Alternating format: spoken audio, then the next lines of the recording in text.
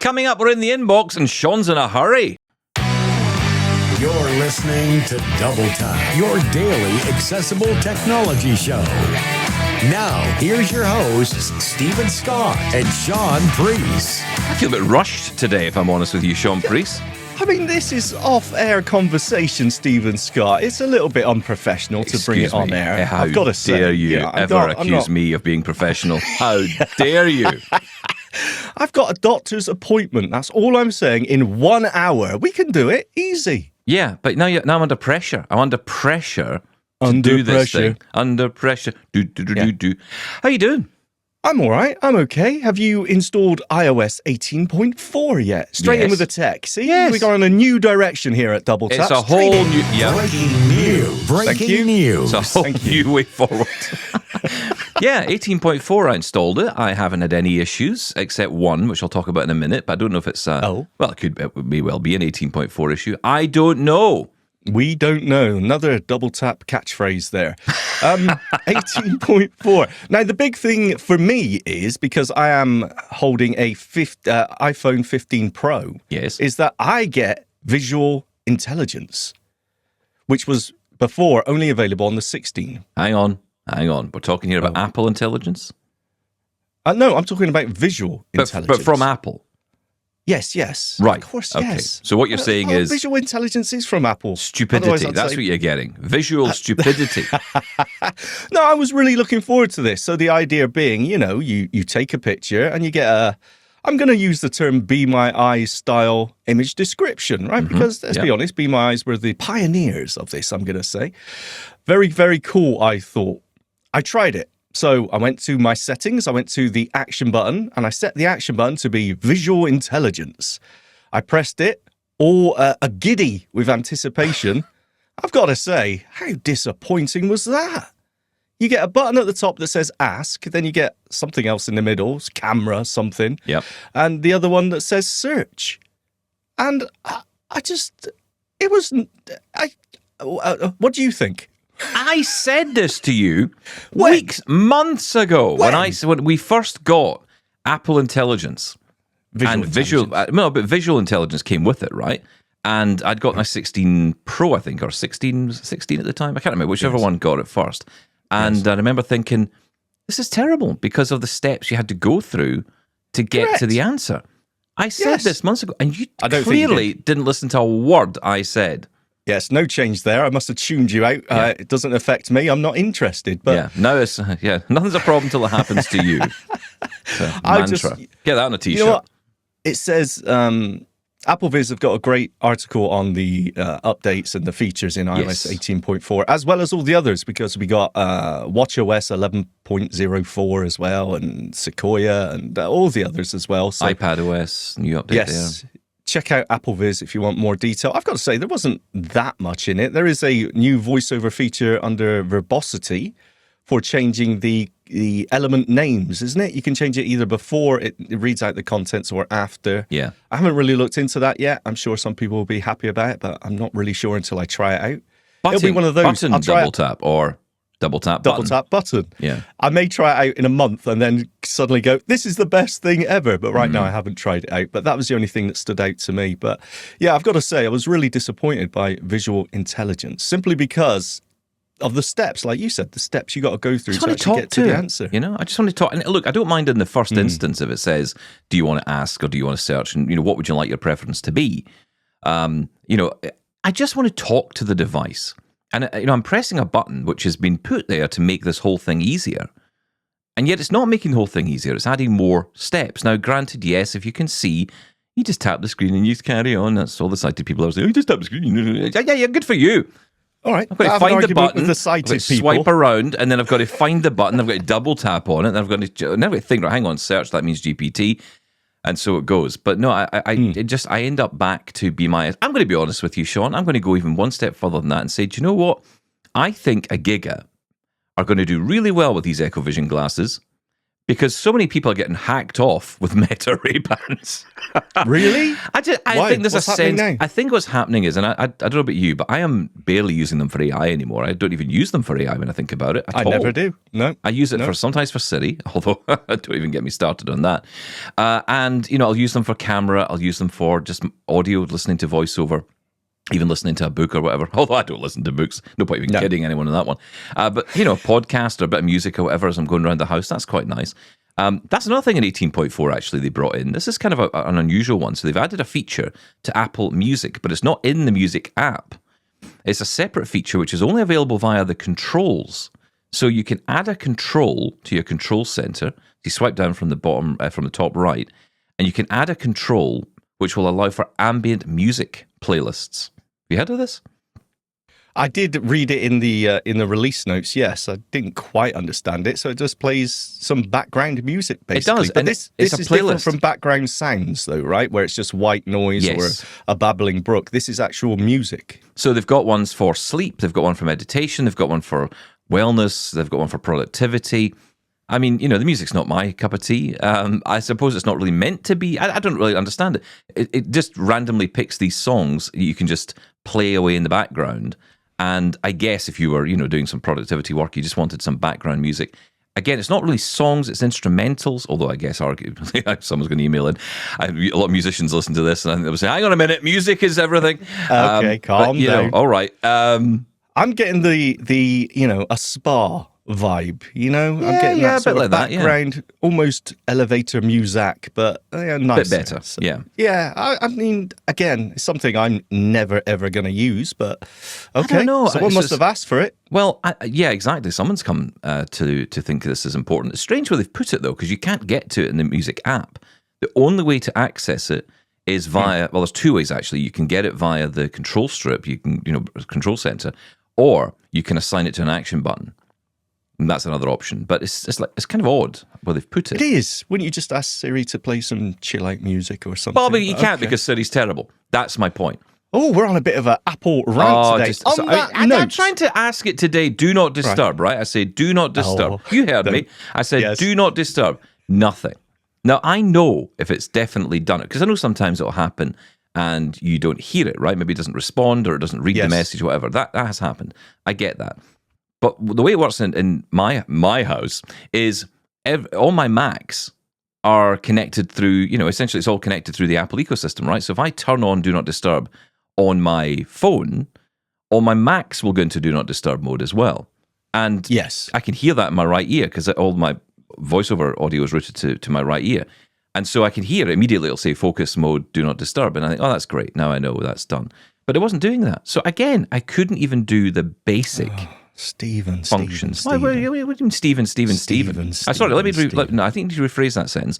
Siri, Siri, Siri. That's what you're trying to. Don't say that. You're setting off everyone's phone. I don't care. I can Siri, only Siri, apologise. Siri. Nothing will work, so don't worry about it. Erase your phone. See, nothing happens. Well, let me also, while we're on If your Apple phone has erased itself, stop it. Double Tap Stop. apologises on behalf of Sean. I didn't say anything. Let me say this. iCloud on Windows, God. right? Yep. What's going on with Apple, guys? Come on, what is Apple? Please. Never mind new updates. Just going to accessibility. fix all this, please. We always go on about how trustworthy Apple are with accessibility. Well, with their own stuff, yeah. And for the majority, it's right. Well, iCloud for Windows is their own stuff. The accessibility is awful. So I got that thing you get every now and again. I still don't quite understand how this works, where you need to validate your Apple ID or whatever it is, and you got to sign in everywhere Yes, again, yeah. on my watch, on my phone. And it came up on my iCloud for Windows. So the point of iCloud for Windows is, well, there's a couple actually. There's the passwords that are in there. And plus you can access the files on the cloud through your File Explorer and your photos. You can do all that. It's quite useful. Yeah. As well as use the passwords in your Edge or Chrome browser. Very good. Very good. Except it's not accessible. It's one of those where, you're guessing, okay, I'm hitting tab and it's saying the same thing again. I'm on a button? It's real hard work. And I guess they're a victim of their own success because it's Apple. It really disappoints me. And I just think, oh, come on, it's been like this for a long time now. So there you go. There's another Apple complaint. Yeah, you almost imagine if you contacted Apple and said, it's not working, they'd be like, oh yeah, you got to turn VoiceOver on. Yeah, I'm on a PC. Yes, that's true. I should say I'm using NVDA. I have tried it with Narrator as well. Not much difference at all. So, yeah. And Narrator's quite good at this stuff, actually. Yeah, if NVDA isn't reading... Now, I've done, as you heard, with my new love of Dolphin Easy Reader and discovering my 2017 Basic Training for NVDA Daisy book. I've been going through it, and I've been really... After using NVDA for decades or however long it's been, I'm finally trying to get a grip to the different, screen review and object navigation reviews, because I always forgot that, and I never really bothered with it. Yeah. But it is actually handy to know for those inaccessible places, and you think, I can get the cursor there and I can read it, even if I can't get system focus there. But even doing that in the iCloud app for Windows doesn't help whatsoever. And usually Narrator is good at accessing those because it uses a different API. Let's not get nerdy, but yeah, it's just not very good. There, I've said it. Well, I'm going to balance. We're not total Apple fanboys. No, we're not. Although I will say one good thing, which I do like. And here's Stephen. Yeah. Hi, guys. Hi, I'm the fanboy over here. One thing I do like in VoiceOver settings is now they have under commands. It's a little bit, I'll be honest, it seems a little bit more confusing the way they've laid it out. I mean, trying to explain to people, I think the old layout was really good because you would go in to the command section under VoiceOver utility and you would choose between the keyboard, the numpad, the trackpad, and then you had individual controls for each of those elements, right? So you could go into the numpad and you could really customize the whole thing. And you could say, right, I want the numpad 0 to be this or number 1 to be that. And you could hold down a modifier key like control or control an option or control. You could really, really, really customize it. And you would get access to basically all those layers of commands and really customize it to suit you. And, what I do, for example, is when I'm on the web, I use the 0 key as a modifier on the web. So when I hold down 0, that is me basically now on the web. As far as I'm concerned, every command from 1 to 9 is relevant to that. So, I use 4 and 5 for headings, I use 7 and 8 for buttons, I use 1 and 2 for links, and that's how I very quickly navigate around the web. And it's really, really cool. Good. Yes. So the new layout is a bit more, I would say difficult if you're coming to it for the first time, because what they've done is they've combined it all. So now you just have a whole bunch of commands, which in some ways, and this is actually, I think, the good thing about it, is it's all searchable now. So if you're looking for a particular command and you want to assign it, you can actually assign a number of commands. You could give it a keyboard command, you could give it a trackpad command, and that's really useful actually for someone like me who's got a MacBook and a full-size keyboard with my Mac Studio, right? Because with a full-size keyboard, you've got the numpad. But what happens when you're away? Unless you carry a numpad with you, you've lost all that functionality. So you can sort of double up. You can give it multiple commands to say, right, okay, I want this to do this on the numpad, but I also want the same command to be available over here. Hang on. Okay, so let me just clarify something. You're saying multiple commands, like it's some sort of macro. So you could say, do this and then do this. But I think what you're actually saying is you can assign a command to multiple keystrokes. So basically, it's shortcuts, right? So you're creating shortcuts. So let's say, for example, my shortcut for heading 1 or getting to a heading on a web page is holding down the 0 key on the numpad and pressing number 5, okay? That's my modifier. Yes. But I can also, and this is actually part of the ecosystem with Mac, if you're on a Mac, you can hold down the VO keys, so you can hold down Control and Option, and then also Command, and then hit H. And that's heading, right? So basically what I'm saying is you can do multiple commands to do the same thing. Or multiple shortcuts to do the same thing. Multiple keyboard shortcuts. Keyboard shortcuts. But also trackpad, right? This is where it gets... being picky. Yeah, but shortcuts are a different thing altogether. Shortcuts are those little programs that you can run, and we're being sure here. Keyboard shortcuts. I think you're being very picky. Just because you're going to the doctor, right? I know you don't want to leave the house, but I'm sorry, you've got to go see the doctor. It's not my fault. But look, anyway, the bottom line is you've got more access to all of those commands. So one I've been trying to learn and having a huge amount of difficulty with is actually trying to use the mouse. This might sound weird, but yes, use the mouse with VoiceOver. And that's something I've been dabbling with because using Final Cut or any app basically that requires you to drag and drop something, that can be a problem. Right? No, don't use the mouse. The mouse is the devil's business. We don't touch the mouse. You know that. Well, with VoiceOver you can. You can do it with any other of these as well. I think Jaws has got full mouse control as well, and I'm sure NVDA will. Yes, it does. But yeah, essentially, again, with the ability to control and create these different shortcuts. Yes, I said shortcuts to these Keyboard functions. Yes. It does make it a lot easier. So, I basically went into the settings, went into commands, went to search, typed in mouse, and it showed me everything related to the mouse. And then I could go through and then assign all these different commands. And it's actually made it really, really easy. So now I can go to a file, I can get the mouse focus to get to where the VoiceOver focus is with one command, then another to hold the button down on the mouse, and then another, I go to the application I want to drop it to, which in my case is Final Cut. It goes to the timeline, and then it tells me, focuses on the timeline, and then I can drop, essentially by lifting the mouse button with another command, and it works beautifully. Now, that's very interesting because I've heard different reports on how well dragging and dropping using the keyboard works.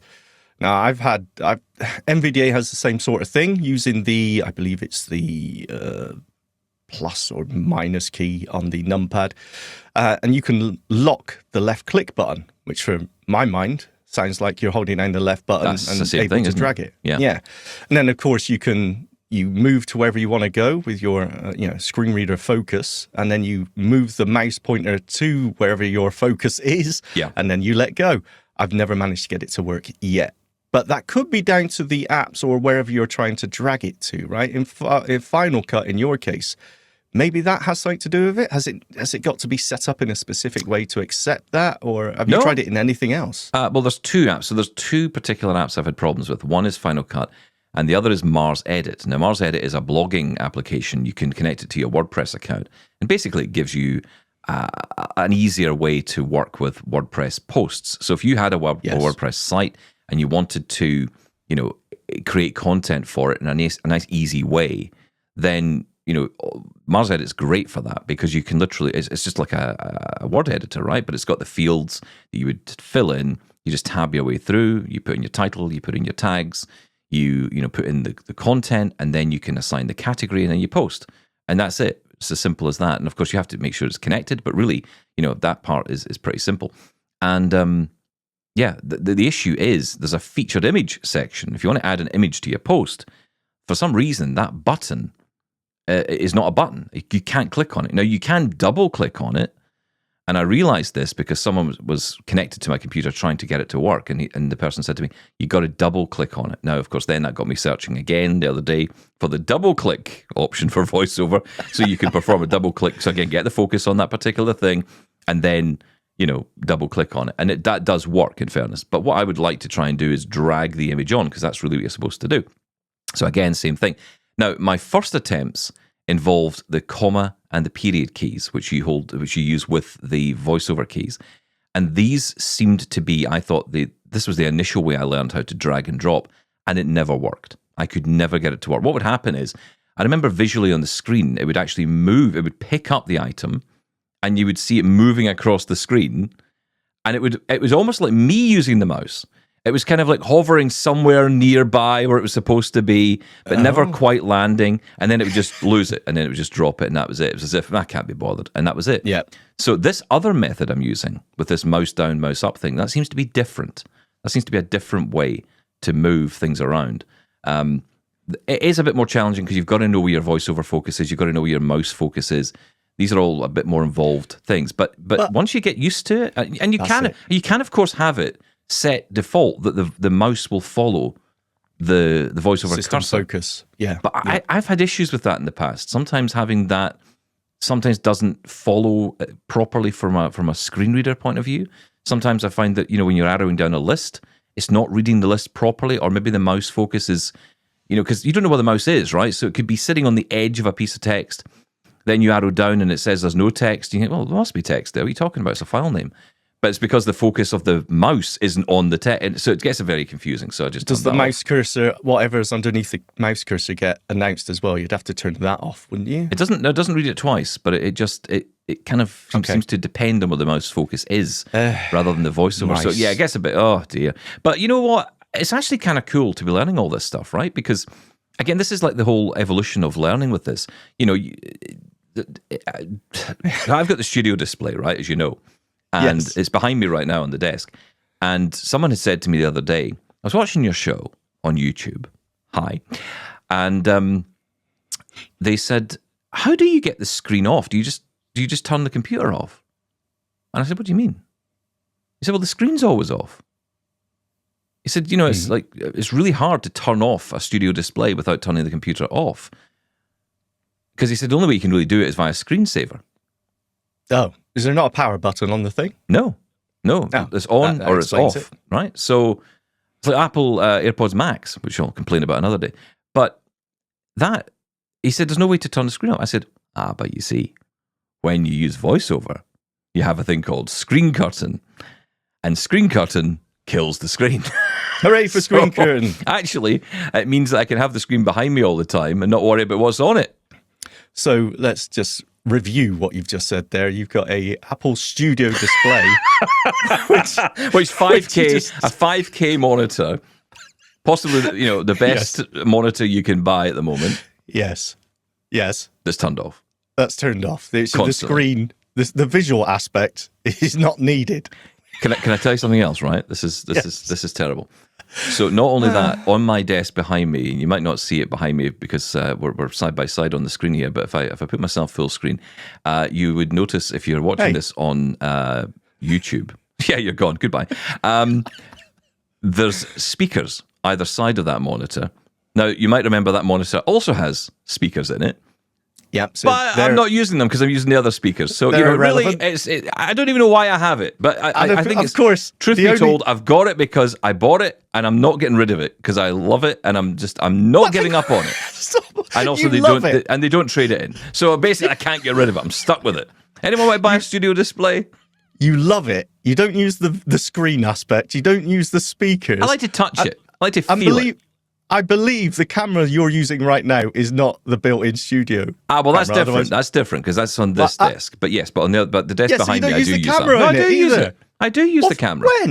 When I'm on meetings, when I do a Zoom meeting or I do a call. Sorry. I forgot. You're very important and professional. Yeah. All right. Okay. Well done. Still totally pointless. Well done, Stephen Scott. Right. I'm bored of tech now.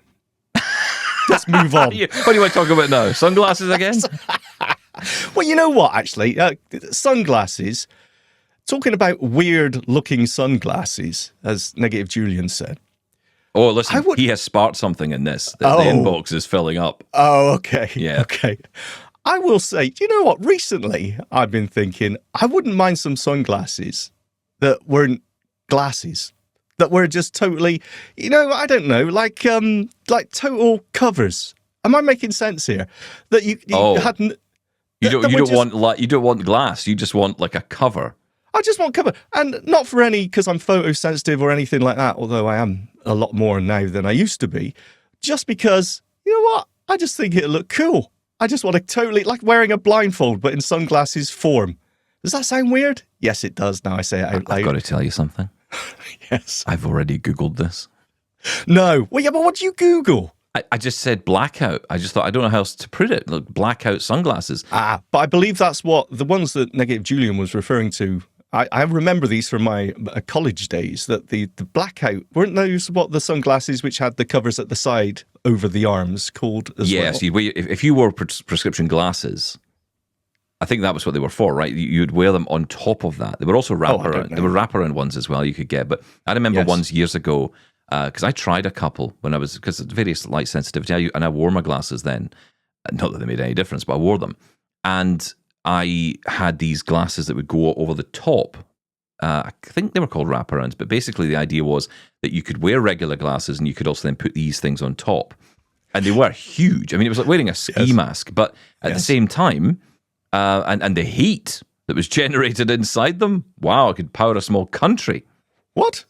Yeah, because it's literally all over your... It's like wearing a VR headset, it's like right over your face. What? Do your eyes generate heat? My eyes generate heat, Sean Priest. Okay, laser eyes Scott there. So did you find any? Let's just say blood pressure was a little bit too high by then. Okay, things have improved. Yeah. You come to the doctors with me. Did you find any of your Google search? What I'm seeing, I said this to Sarah. I said, I just want something maybe with like LED lights in them or something, or, Yeah. And she said, what you're basically asking for David is Bowie those... style. It's those joke style glasses you used to get with the spring eyes on them. Yes.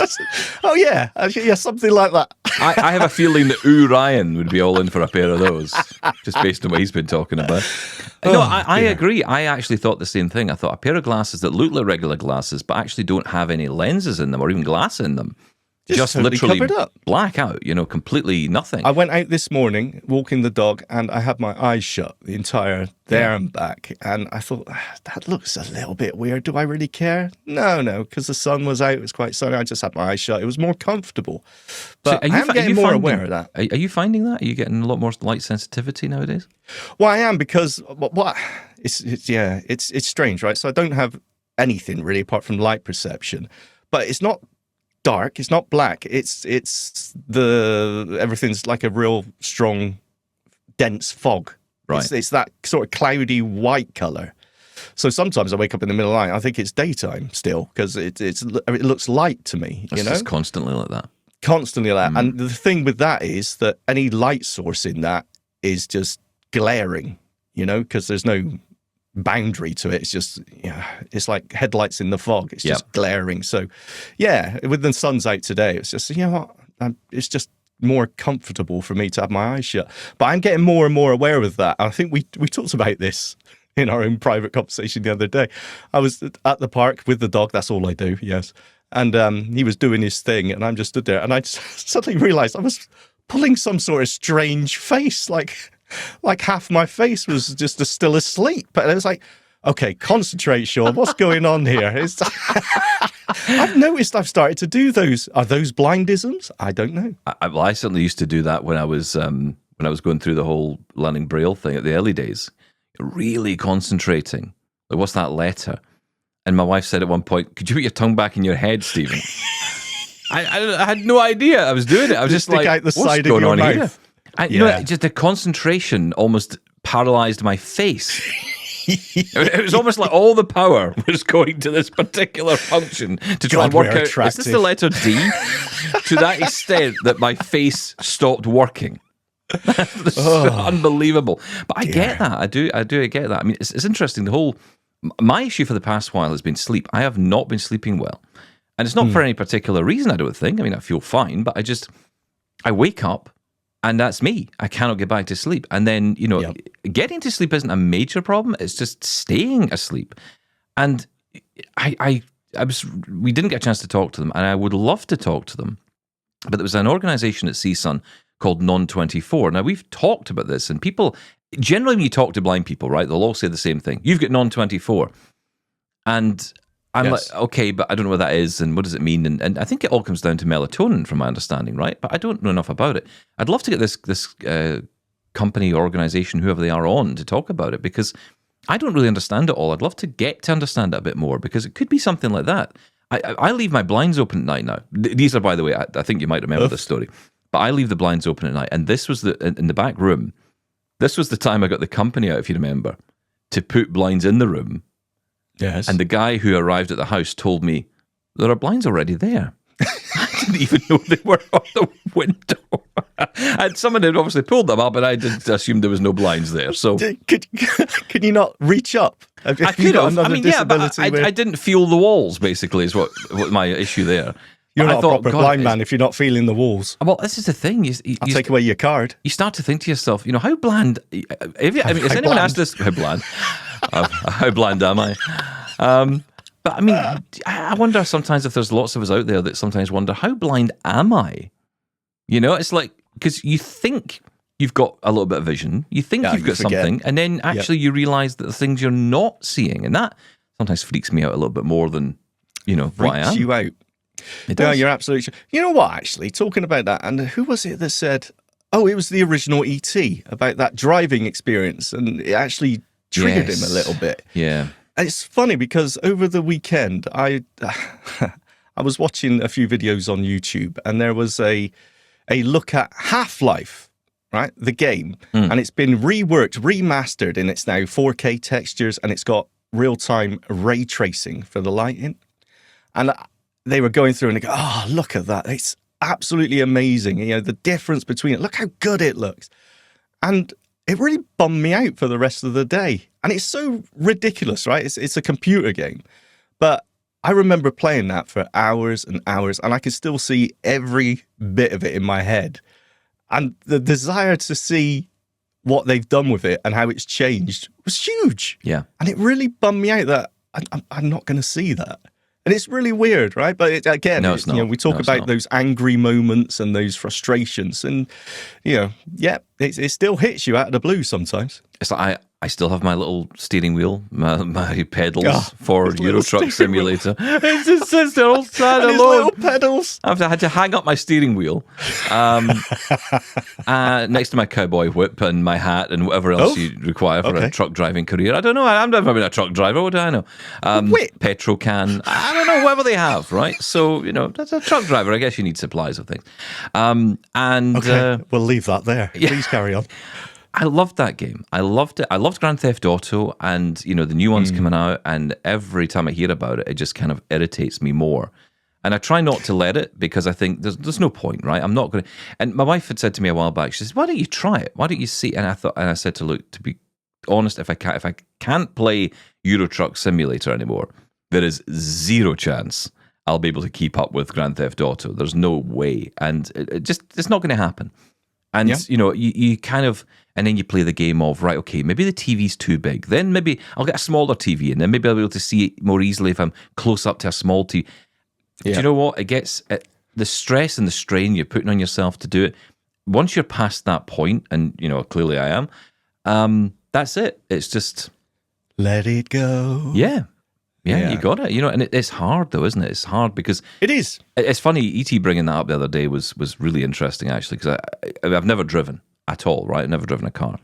Yeah. Had a couple of shots in them and got myself into all kinds of trouble, I'm sure. But but I've never driven a car like had a car, been driving it, and then been told that that's not going to happen anymore. And it was really interesting to hear your take on this, E.T. And I think there's a lot of people who will not write in, but who will be nodding along, saying, "Yeah, that's me. I get that." Yep. I totally understand that, and that's why it's so important that we have these conversations. It's not to. I know some people don't like it, and I know some people say, "Oh, could you stop doing that?" But equally, I get a lot of people who say, "You got to keep talking about this stuff because this is the stuff that really impacts us." And who else is going to talk about it, right? Who else is going to talk about this? There's no one else on the planet who's going to go on a podcast and talk about it, because everyone else wants to tell you that life is great and everything's wonderful. You should be proud and happy and jumping up and down. And I'm sorry, some days I just can't be jumping up and down, and I can't be bothered.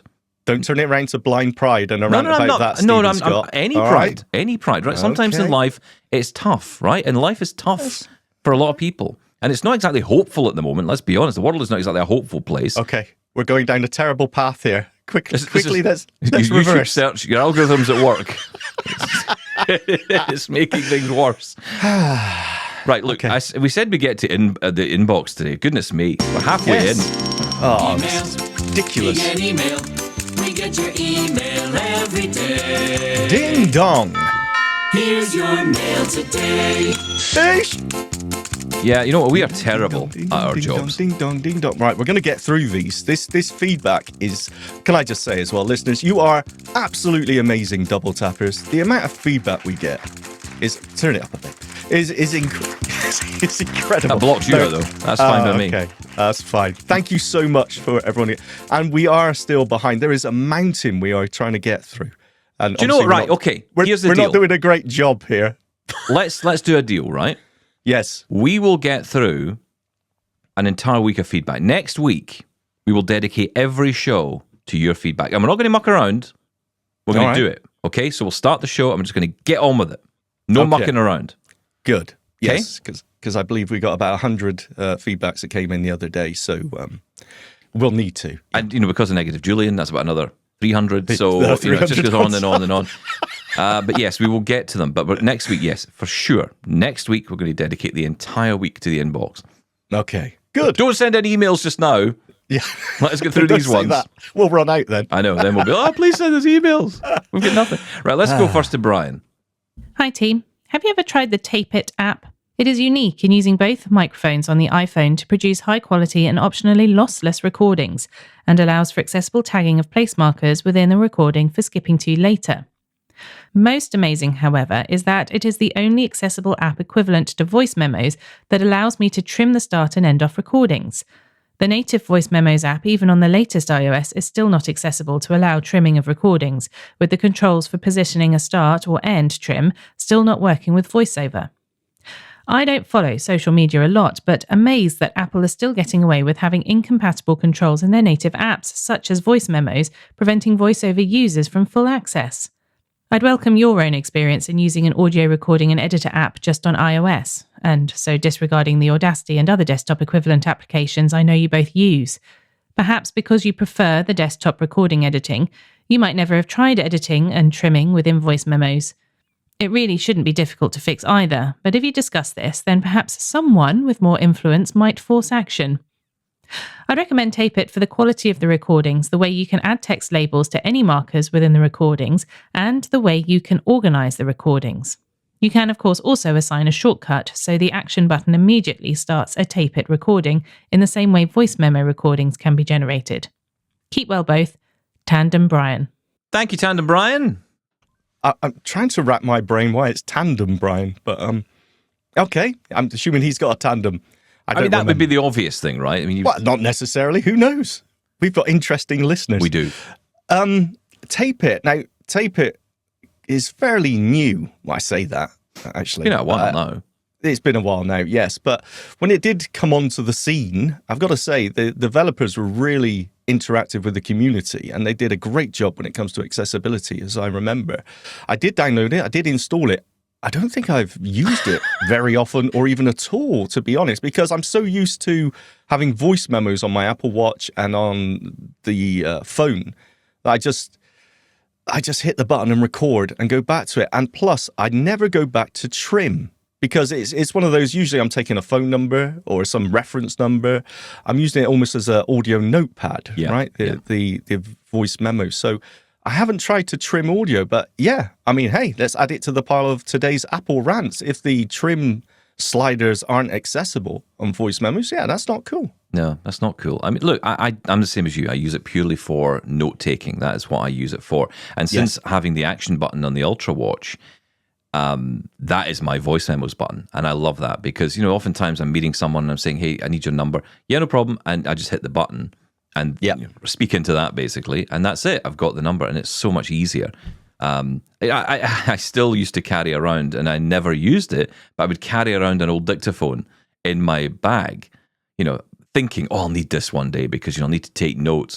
And then you remember you're wearing it. You know, you're wearing that device every day. You're wearing the note taker. I mean, I'm even looking into there's one that's doing the rounds at the minute. I've seen a couple of people talk about it from the accessibility point of view. It's not perfect. But it's called is it Plaud Note? Plaud. Plaud Note. And it kind of like, it's a handheld recorder, or you just sit it on the desk and it just can listen to you in your meeting, and it will give you, and the app it's connected to will summarize all the conversations. So it's basically like an external recorder, right, for meetings. Yeah. But you can also use it. It comes with a case that can attach magnetically on the back of your phone, and it will record calls as well. So if you were chatting to someone, you wanted to record a meeting or a call, you could do that as well. And again, you can summarize those notes, you can ask questions about it, and do all that within the app. Now, the response I got, the response I've seen from people who've been talking about it, generally have said, you know, it's okay. There are a few accessibility bugs, unlabeled buttons in the app, things that you might not be too surprised to learn about. But, you know, I think that what's interesting is there are people who are clearly going out to the company and saying, look, you know, I'm blind. I'd love to use this more. Could you fix this? So that'll be one I would definitely return to. But it is interesting. There's more devices out there now for that, but that's for note taking, right? If you're talking about audio with the purpose of recording or the purpose of using like for a podcast or an edit or whatever it is you want to do, essentially an interview or whatever it might be, you know, then that's different. You do require, and I do prefer, and I think you're the same as me, Sean, I prefer the desktop environment for that. I've tried different things like Ferrite or Ferret or whatever they call it. The Ferret. Is it Ferret? Ferrite, yes. Ferrite, I believe I always call it Fahrenheit, but yes, okay. Ferrite, I believe it's called. None of us are correct. But. Yes, that's the... look, it's feature rich. There's lots of, you know, sort of desktop class functionality in that audio recording app, but I just don't find it very comfortable to use from keyboard commands, navigating around. And it's the same for every mobile device app out there. That's why I don't think the iPad is a laptop killer, because of the OS. It just doesn't.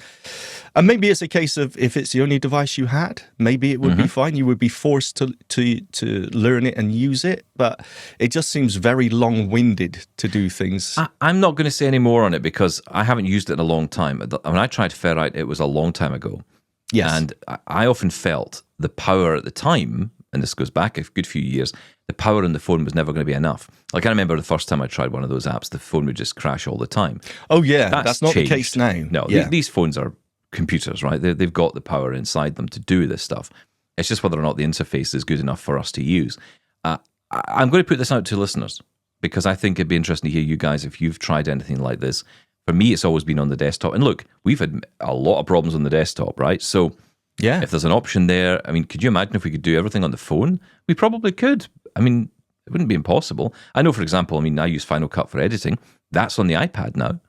So is there a difference between the desktop and the iPad version, though? Not exploded yet. Not exploded yet. That's right, one of my... That would be interesting. Still kind of creating my workflow on the Mac for that. So that's where my attention is. I don't want to start trying to learn a new one at this point, because from what I've read, it is very different.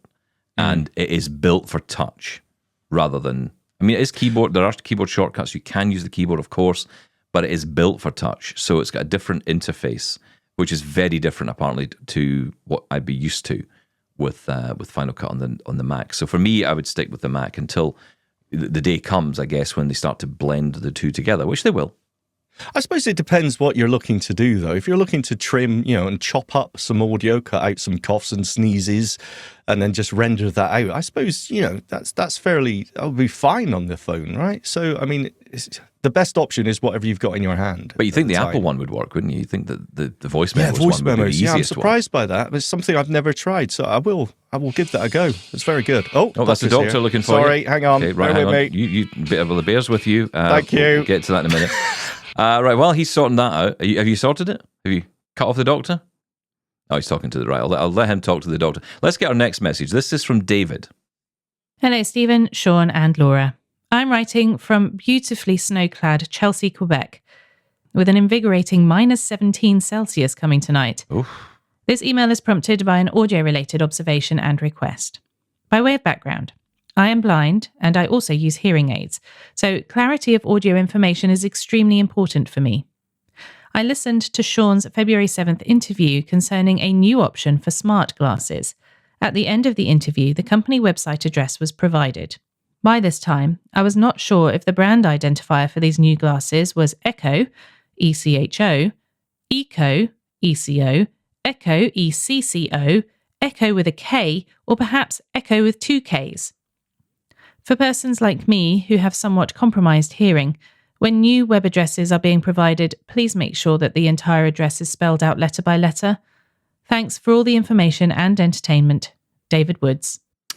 Thank you, David. I appreciate that, and I totally appreciate where you're coming from. We will absolutely make it clearer when it comes to the websites. We do have show notes as well, which does contain the links to a lot of these products and services as well. But if you struggle to get to that, then we will do our bit here to make sure that we spell that out. That particular company, of course, is Echo Vision, ECHO, and Vision, VISION. I believe it's all one word, Echo Vision. I think so, yes. So, yeah, do check that out. That's the product, incidentally, David. That's the glasses. The company is Agiga, AGIGA, if you want to find out more about them. There was I can't remember what it was now. They told us the reason why it's called a Giga. There was a reason for that. And if only we had some kind of AI or something, we could go back something and that you could remember for us. Yeah. God knows I could do with it, I'll tell you. My brain these days. Let's hear from Russell. Hi, Russell Andrews, Massachusetts, USA. So a couple of things. When you say we can leave our feedback in the usual way, that's not helpful at all for new listeners. And I was looking for a way to leave feedback, and I couldn't find you on Facebook or YouTube. I don't know why. But, and the other thing is on your February 20th podcast, the woman giving the information did not speak clearly, and it was very hard to understand what she was saying. And I don't know why, but some podcasts, and yours included, the volume is very low, and even with my volume at 100%, I can hardly hear the podcast. So when someone's not speaking clearly, it's very difficult. All right, man, keep up the good work. Thank you. Thanks, Russell. Listen, good work. We appreciate the feedback. We did get some comments about the audio levels on the podcast. Yes. We've since resolved that, so hopefully that will be resolved for you now. Yeah, look, I mean, there is a reality with our show that is we do speak to people from all around the world. A lot of developers do come from all around the world, and we do our best with the audio that we can get from the company. And we actually, I think, on a couple of occasions have re-recorded interviews because we've just felt that. Yeah, sometimes the audio levels or the issues, maybe there was a noise in the background or something we just couldn't deal with, and it was hard to hear. So we do our best to fix that. But we are a live daily show, Russell, so we do our best to do that, but also keep the content coming. That's the challenge that we face. I often get people who, produce a podcast once a month who will happily tell me, I spend years making sure everything's perfect. And I'm like, well, good for you. I don't have that time. I've got an hour. So, that's it. The show is going to be out at 12 noon Eastern every day, or else Mr. F gets very, very annoyed. Mr. F. God bless you, Mr. F. I still get people on YouTube saying, who's Mr. F? I know. He's the boss man. He's No, the don't boss tell man. people. Keep it a mystery. He's the boss It makes man. it more exciting. Yes. Hardly a mystery. We had him on the show the other day, yesterday, didn't we? I know. Yes, it He was yesterday. poking around my studio. All right, calm down. And you said you didn't have any speakers, yet today you revealed that you do have speakers. What's the truth, Stephen Scott? Just because we're on YouTube now doesn't mean we start conspiracy theories. Speakers or no speakers. No, the speakers aren't on this desk. I've got two desks. I'm sitting at my broadcast desk, also known as a desk, and behind me is the editing desk, also known as another desk. The editing station. And that is where my speakers are. In the West Wing. Do I need speakers when I'm sitting here? No. All right, calm down. I was only saying. So critical. Next email, please. Getting covered in criticism today.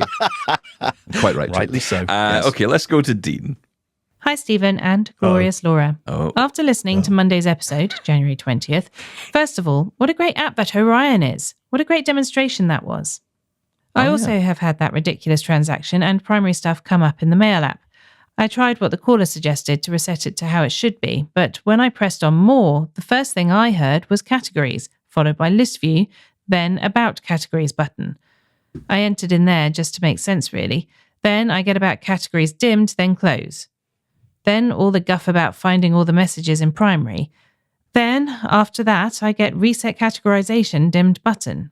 Then another sentence of guff after that. What am I doing wrong? This is making me very angry. Just on the Braille thing, wasn't the 200-year celebration in 2024? I understand Louis Braille invented it in 1824. At least that's what my girls tell me when I ask one of them, including Auntie Siri. Oh, please turn up your audio. It's gotten very quiet in the last wee while. I suspect Sean needs more stern and harsh words, had to him by Mr. F. Otherwise, keep up the enthralling and exciting work, Stephen and Laura. From Dean in New Zealand. Well, this dates some of our feedback, I think, because clearly we're getting to the point where the audio levels were low on the show, and have since fixed that. So any more problems, do let us know, but hopefully you can hear us loud and clear. Apple Mail categories, Sean, let's start there. So this is something that you can change, because I haven't done anything with mine. I do have the horrible swipe through all this nonsense and guff to get to the list. I think you can turn it off, though, right?